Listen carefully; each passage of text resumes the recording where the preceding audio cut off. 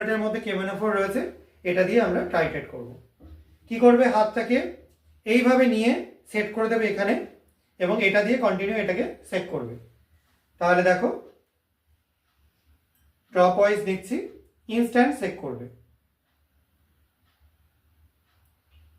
দেখো এই যে কেমোনোফোরটা এর মধ্যে পড়ছে, এবং এটাকে যখনই সেট করছি ডিসঅ্যাপিয়ার করে যাচ্ছে। এরকম কন্টিনিউ তোমরা করতে থাকবে যেন গায়ে না পড়ে। যদি একান্তই গায়ে পড়ে এর মধ্যে একটু ডিসপ্লে ওয়াটার দিয়ে বডিটাকে ওয়াশ করে দেবে। এইভাবে কন্টিনিউ করতে করতে তোমাদের এই কালারটা যখন লাইট পিঙ্ক আসবে তখন তোমাদের টাইট্রেশন পয়েন্ট পাবে, এবং সেখান থেকে তোমাদের ক্যালকুলেশন করে বের করতে হবে। আমি এক্সপেরিমেন্টটা আজকে দেখাচ্ছি, ক্যালকুলেশন আবার পরে করে দেখাবো।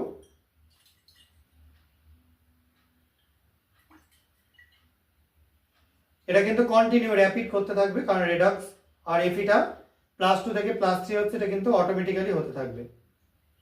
ঠিক আছে।